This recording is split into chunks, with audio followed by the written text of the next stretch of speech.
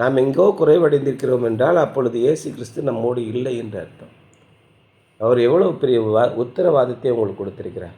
இதோ உலகத்தின் முடிவு பரியந்தம் நான் உங்களுடனே கூடியிருக்கிறேன். இந்த உலகம் முடிகிற வரைக்கும் உங்களோட தான் இருப்பேன். நான் வரவா வேண்டாமா? நீங்கள் அனுமதிக்கிறீர்களா இல்லையா? இயேசு வேணாம், ஒன்று வேணாம், ரைட், ஓகே, ஒன்றும் பிரச்சனை இல்லை, நான் போயிட்டு வரேன். ஆண்டவரே, உம்மாலே நான் பெரிய கோட்டைக்குள் பாய்ந்து செல்வேன். நீங்கள் என் மேலே பிரியமாக இருக்கிறதுனால மிகப்பெரிய ஆபத்துக்களிலேருந்து என்னை காப்பாற்றிருக்கீங்க. நீங்கள் என் கூட வாங்க, நான் உங்களோட இருப்பேன். நான் என்ன செய்யணும்னு சொல்லுங்கள், நீங்கள் சொல்கிறதையெல்லாம் நான் செய்கிறேன். முற்றும் இணங்கி கொடுத்தீங்கன்னா எப்படி இருக்கும்? அப்பொழுது உங்களுடைய மனது எப்படி இருக்கும்? தேவ சமாதானம், புத்தி கெட்டாத தேவ சமாதானத்தினாலே, சமாதானத்தின் தேவன் புத்தி கெட்டாத தெய்வ சமாதானத்தினாலே உங்களை நிரப்புவார் அப்படின்னு இருக்கும். The Greek word means self-sufficient and was a favorite word of the Stoic philosophers. But as Christians, we are not sufficient in ourselves. We are sufficient in Christ. Because Christ lives within us, we are adequate for the demands of life. இயேசு கிறிஸ்து நமக்குள்ளே வாழ்வதனாலே இந்த வாழ்விலே என்னென்ன தேவைகள் இருக்கோ எல்லாவற்றையும் அவர் நிவர்த்தி செய்கிறார். அவரிடத்துல கேட்டு ஏதாவது ஒன்று கிடைக்கலன்னு சொல்லுங்கள்.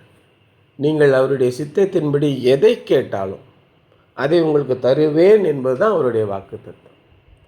நீங்கள் என்ன வேணால் கேளுங்கப்பா, நான் தரேன்ப்பா அப்படிங்கிற.